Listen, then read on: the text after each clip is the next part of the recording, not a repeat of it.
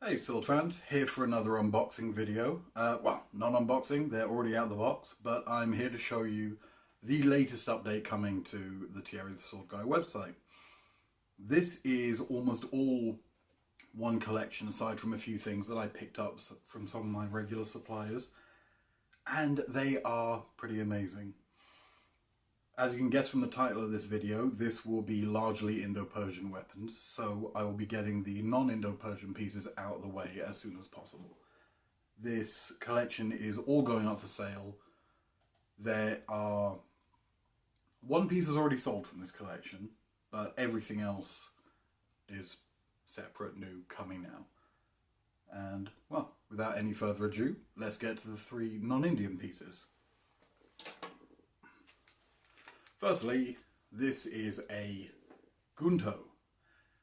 As you know, I'm not the biggest fan of Japanese swords. I think they're very important to sword history. But they, aside from a very few, they don't really do it for me. I have a few in my collection.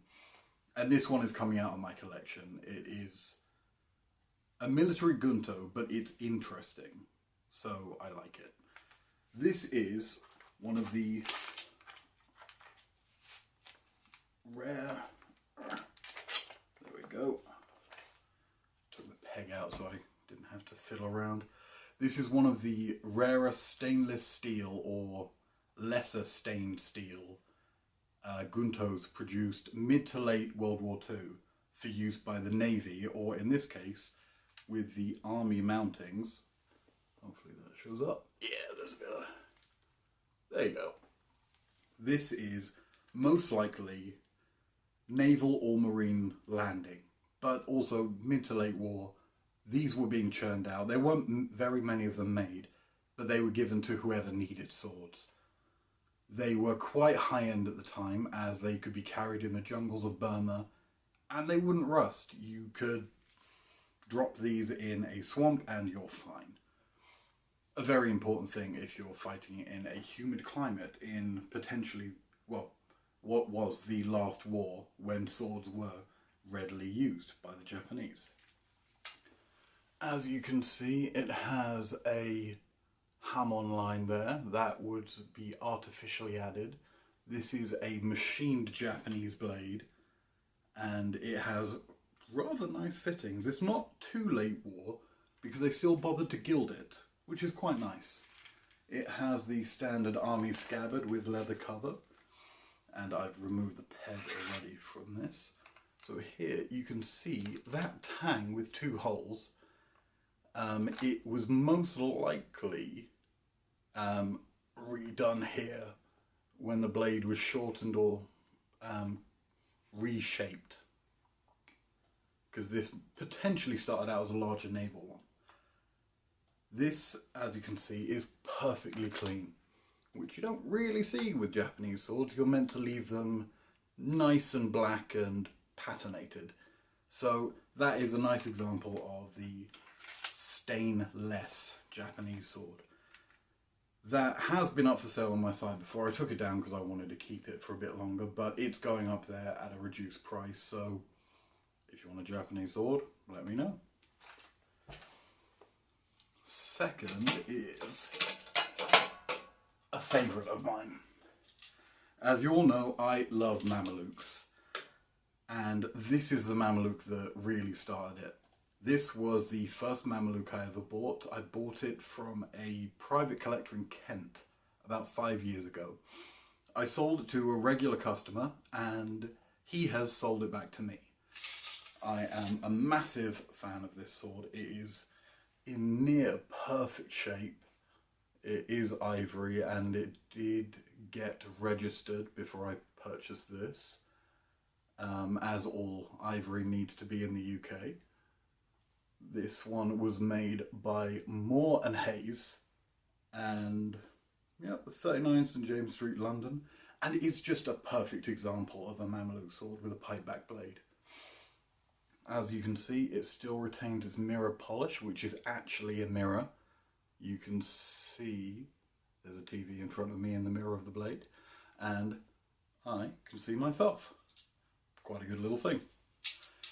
This sword also has its original sword knot of gold bullion. This is likely for, well, these were for field officers, so majors and above, but I do believe this is likely the sword of a general, just because of how nice it is. It's not your traditional 1831 pattern. This predates the 1831 pattern, but it's from between, I believe, 1821 to 1831, so quite a narrow date range. Lovely thing. Glad to have it back. This is the sword that started my love affair with Mamalukes, and it's just a joy to have. Thirdly, the last of the non-Indian pieces, I can shimmy up a bit now, is this. This is a late Georgian naval sword, and, well, whilst I don't usually like this term, it's what I would call presentation grade. It is covered in acorns, beautiful chiseled work. There are oak leaves on the bottom.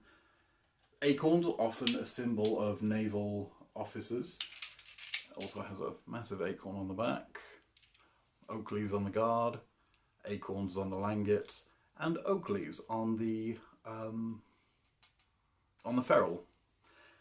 It has a rather, let's get in the black section there, it's a rather Frenchy grip in my opinion, or a bit like an 1803, but lovely sword with a hefty Prosser-esque pipe-back blade. Prosser being the best sword maker of his time and making incredible pipebacks. This one has a very unique, odd, it's a strange etching. It goes all the way to the tip of the blade, which is nice. You don't often see that. It's very randomized, and I believe it's meant to look like waves on the ocean. I've seen this described as tiger stripe before. I wasn't too sure about it when I first saw it, but there are other examples out there. It's a rare and odd style of, well, it's slightly engraved and etched in there. And it has empty panels there, as you can see. That sword, I don't know if I'm going to keep or if it's going up on the site. I'm in love with it already. It's a stunning example, and the fact that it's complete with its scabbard makes it even better. Okay, now we are onto the Indian pieces. This is a single collection, well, part of a single collection that I purchased, and it is very odd. They are the sort of pieces that I really love. Not to everyone's taste, but I think if you have good taste, you will like these. That's me insulting a bunch of my customers there. So firstly, I'm going to start off with the little pieces. Here is the first. That is a South Indian parrot-headed knife. We hold the parrot head in front of the black section there. Actually prepared with a little section so I can show off silver, because there's quite a lot of silver here. There you go. So floral arabesque designs, they continue onto the blade, and it has this wonderful shape. It's a rather nice blade. It's been brazed into the handle, and I assume it would have had a washer, or it may have had some pitch glue there. So you can see the braze where it's attached in, where the organic material has, sadly, with time, rotted away, but the metal components are just incredible. The silver is clean. It has worn away somewhat on the outside of the grip where the palm of the hand would be when holding this, but the blade is just spectacular. It even has some really nice file work on the back there. Let me hold that in front of the black section of the screen. And just the geometry of that blade. I was surprised that I like this as much as I do, because I love South Indian weapons. They are a passion for me. But when I saw this, I didn't think it was my thing. But I was happy to be proved wrong. Staying with South India, here we have the first of 4 Qatar. This is, if I could move out of the way a bit, that is a South Indian Qatar that likely dates to the late 17th, very early 18th century. With quite a lot of these, as with this one, it has a Farangi blade. A Farangi meaning frank, which was a colloquialism for foreigner. This is the tip of a European broadsword. You can see the fuller terminals. They're just catching the light. That is the fuller terminals of some sort of broadsword or cavalry sword, likely dating to the late 1600s. And that has been added with brass pins to this rather wonderfully carved South Indian hilt. It has this wave design along the side of the guards, and these wonderfully engraved bull-centered grips, and even the inside where the tiny tang of the blade has been pinned into it, has a wonderful little decoration on a little finial there.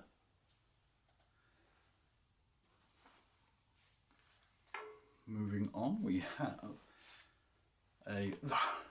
this is an odd one. This Qatar comes with a little scabbard, original to it, is either South Indian or Rajput. It could be both, but it's nice.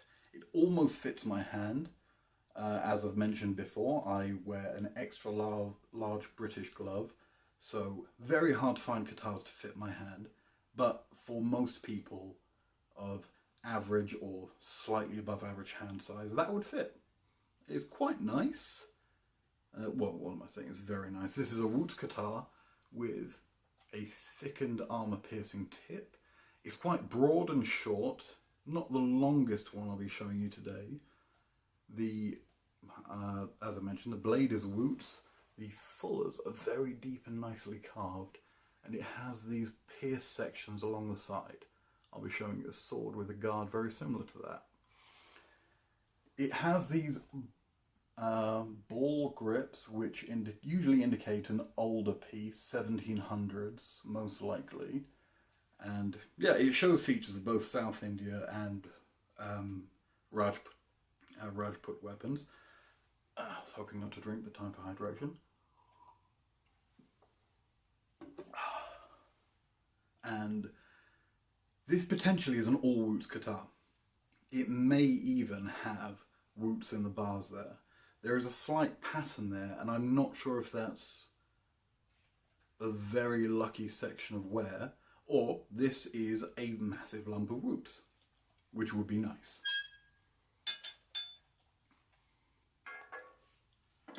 Moving on, here is this third Qatar. This one is... it's an odd one because it's very nice. The scabbard has some wear and there are some losses on the silver. If this was perfect, it would be out of my price range and out of most collectors' price ranges. But there are 2 small sections of wear that make it an affordable collector's piece. So firstly, there is a section of loss to the shagreen of the scabbard. This is green dyed shark skin. You can tell from the nodules being quite large and non-uniform. And the other section is the tips of both of the guards are lacking some of their silver pattern. This piece, also relatively large, a bit more slender than the other one, has a longer blade. It's 17 inches in total, and it is quite heavy. It's got a thicker blade than the last one as well. The armour-piercing swelling is not as prominent, but it is just beautiful because the blade, again, all Wootz. It has been etched in the fullers. It won't pick up on camera, I don't think. Well, if that focused, it focused. If it didn't, I will be sharing photos of this later.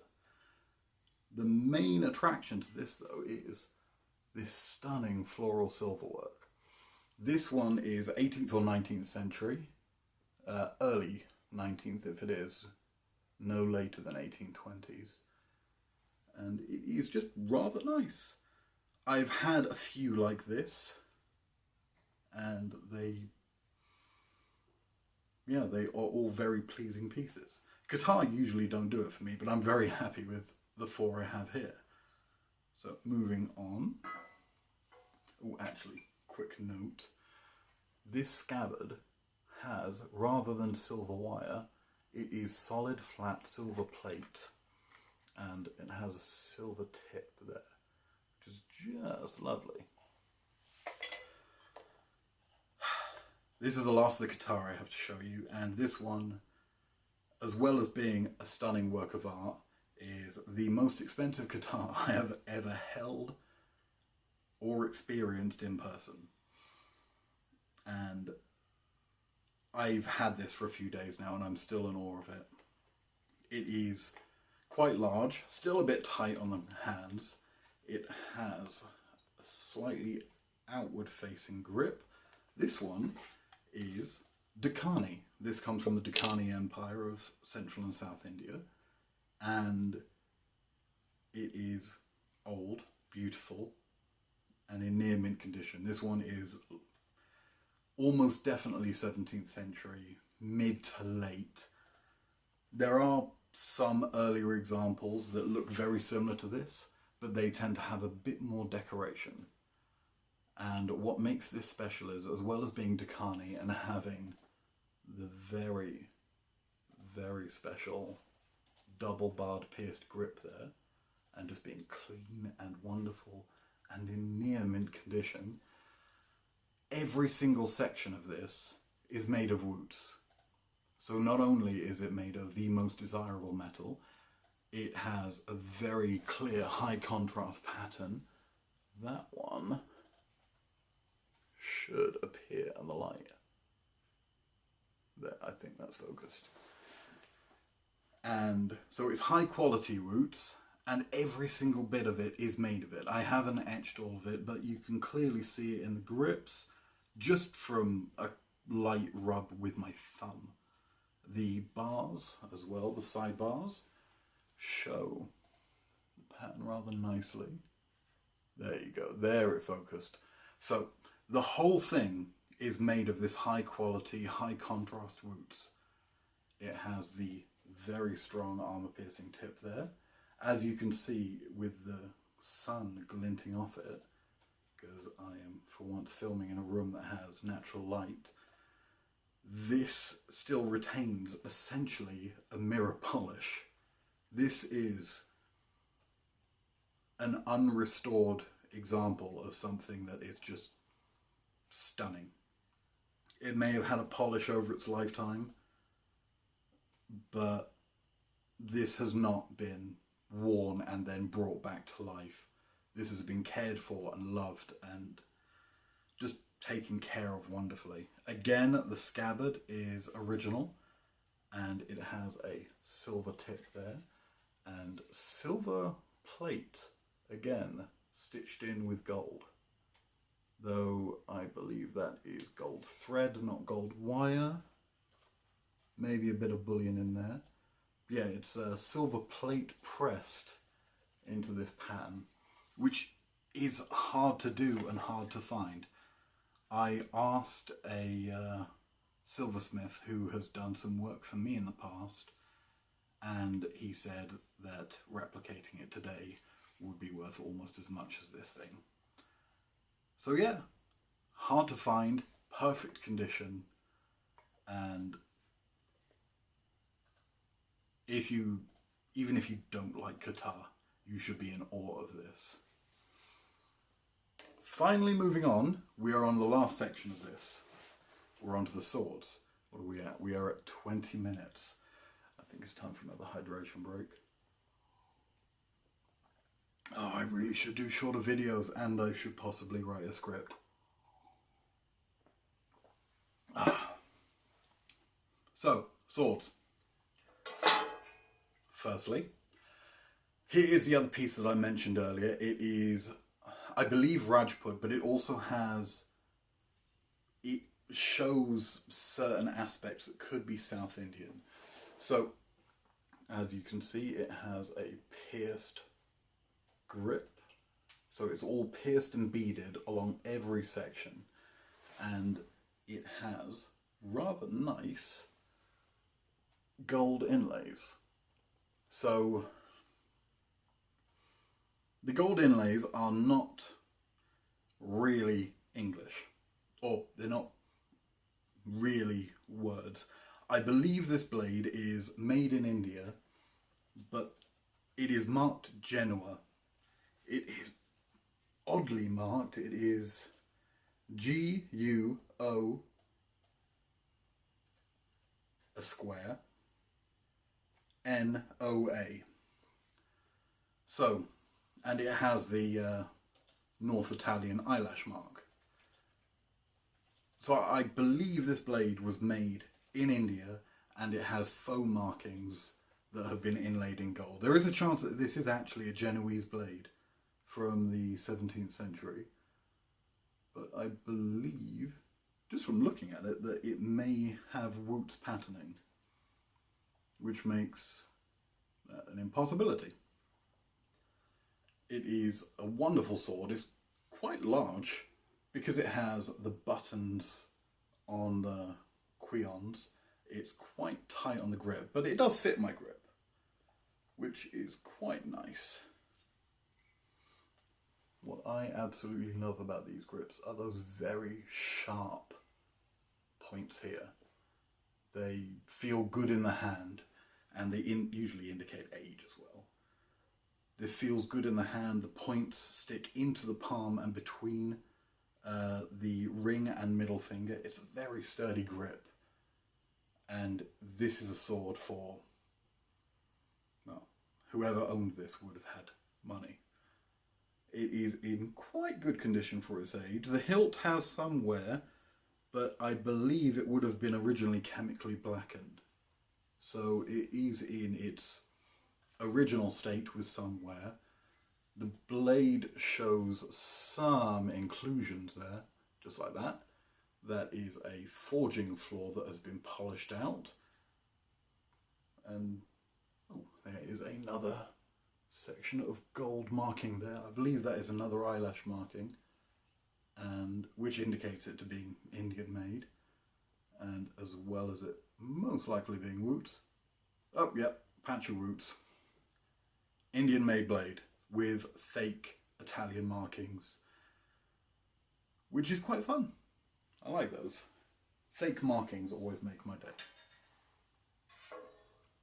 Moving on. We have another set of fake markings on this one. Again, Italian most likely.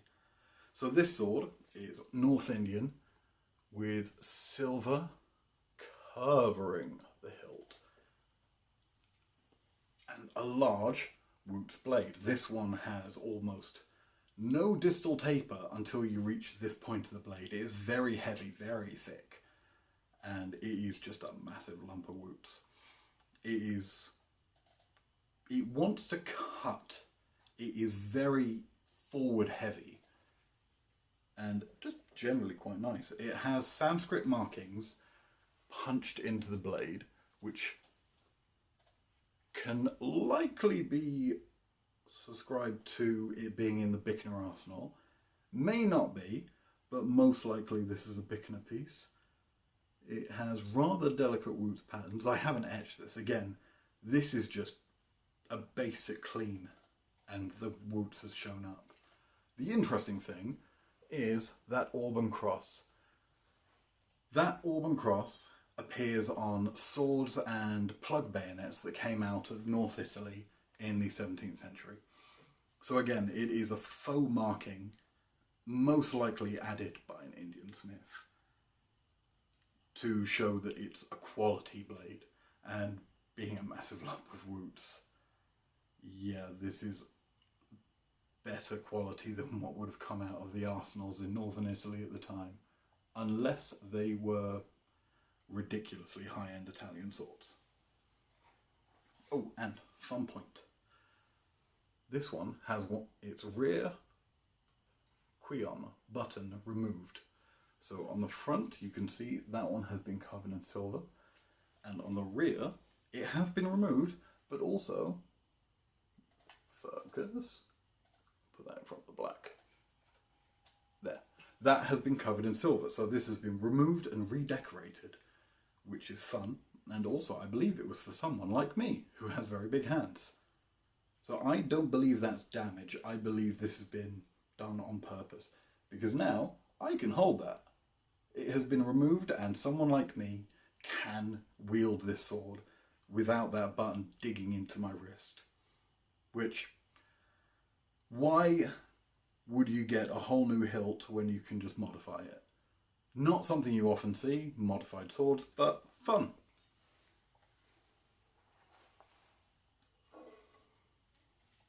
Another sword with a faux marking.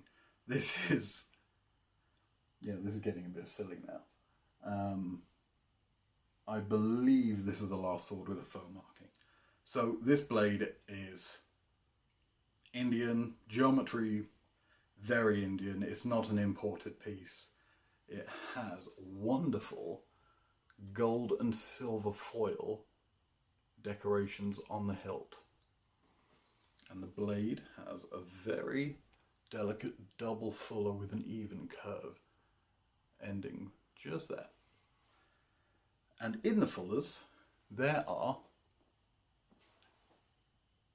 focus, there you go, dozens of Passau Wolves.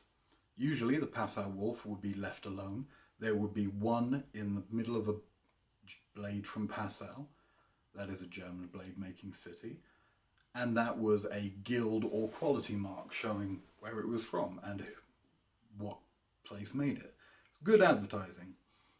This has, on one side,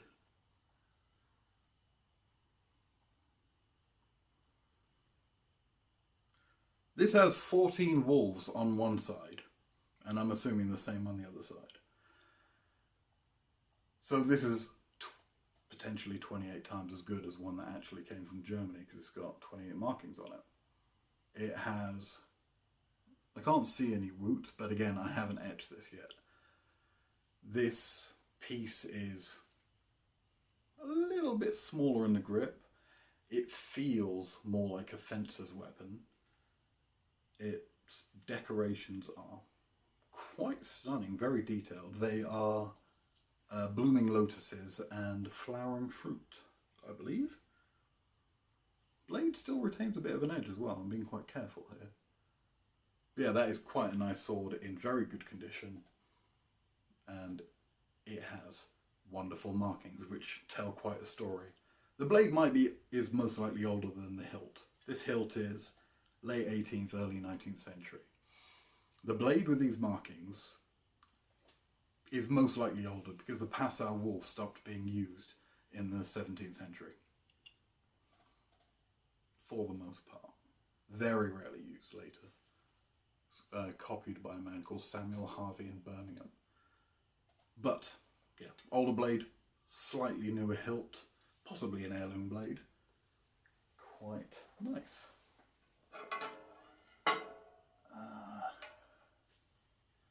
Here we have, this is a big one. This one I can comfortably get my hand into.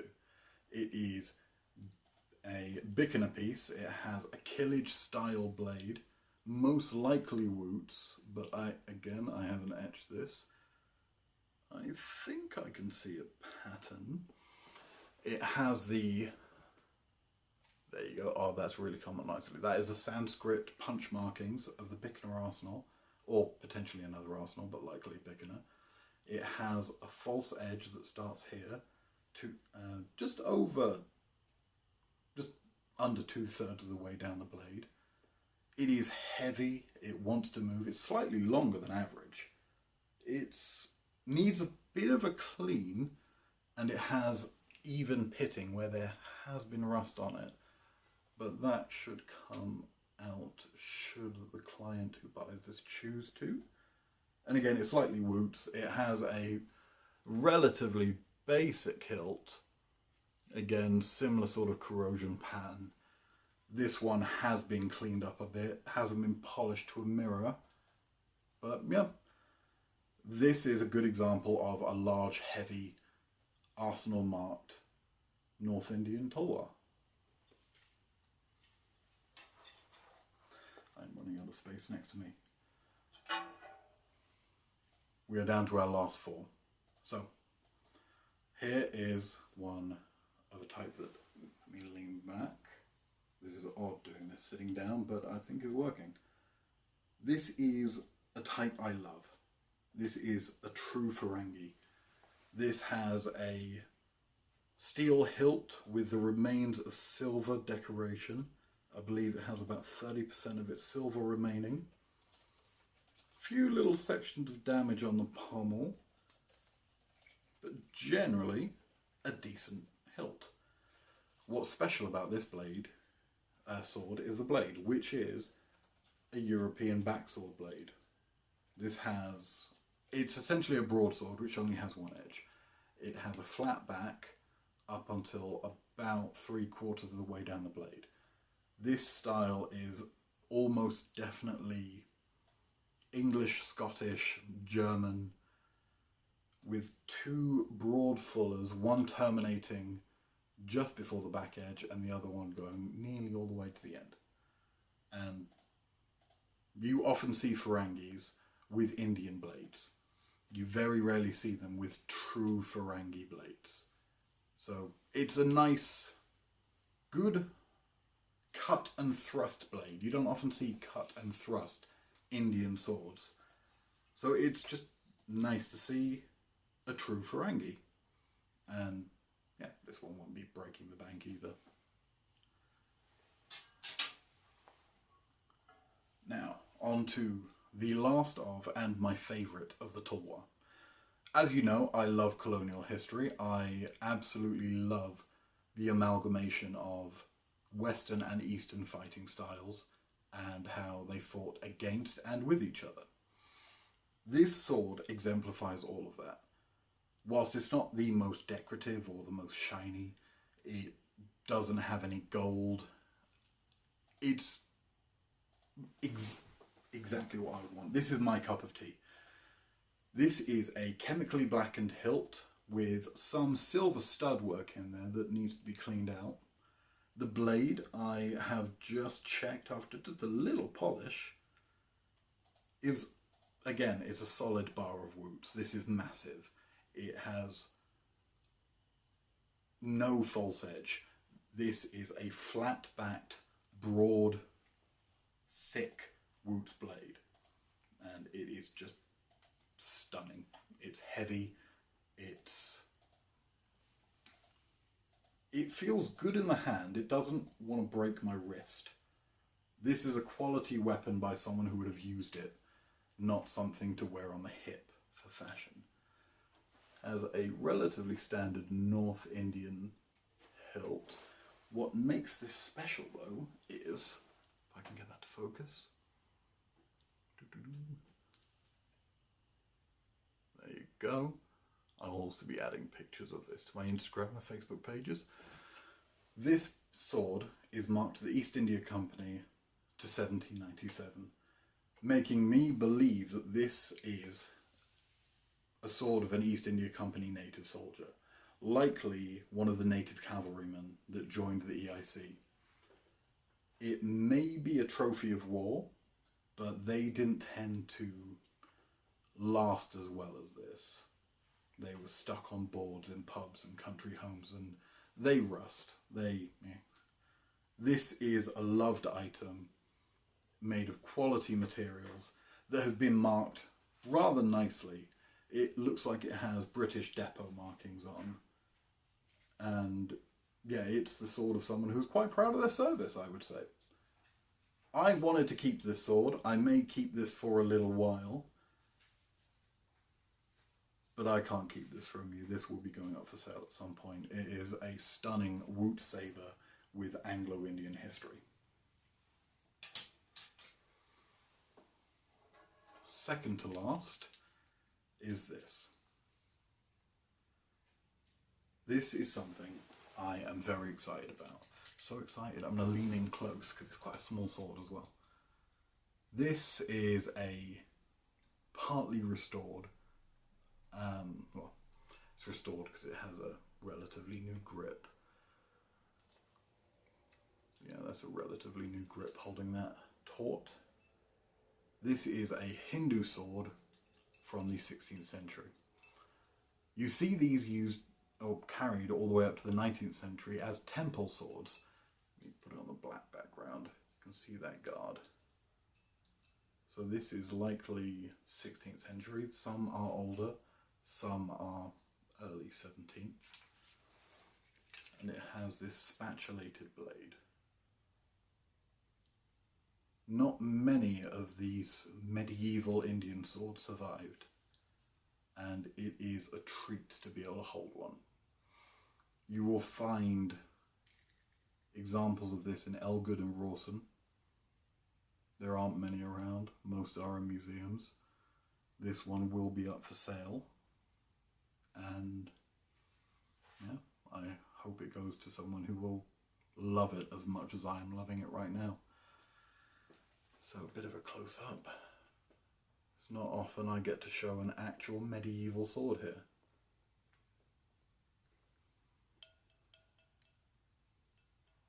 And it is all original aside from the grip, which is just there to hold everything in place.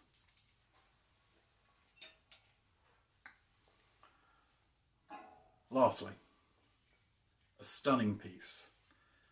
This is, well, it is a Farangi again. This is not a true Farangi.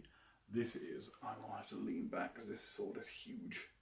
This is an Indian bladed, I mean, you could call it a Sarohi vaguely. There is somewhat of a curve there. But yeah, this is a basket hilted Ferangi covered in thick, gorgeous silver plate, and it has its original velvet wrap, and it's just an example of a stunning sword. This one is large, it needs a bit of a clean, but you don't see many like this.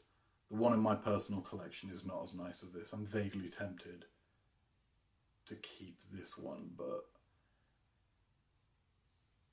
the one in my collection is weirder. This is just a perfect example of a silver hilted Ferangi. Also, it has the faux eyelash mark, which is in focus, and it has the delicate finishing work underneath the silver. The silver, I would say, is about 90 to 95% intact, which you don't often see.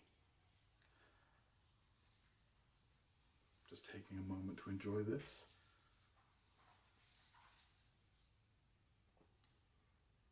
Well, that is it for this video. I hope you enjoyed another show and tell unboxing video.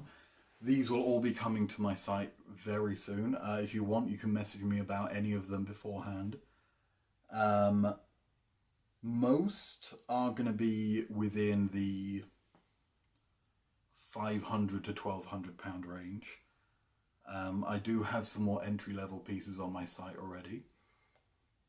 Some are going to be above the 1200 pound mid-range pieces. But if there's anything you're interested, let me know. If you have any questions or are just curious, also let me know.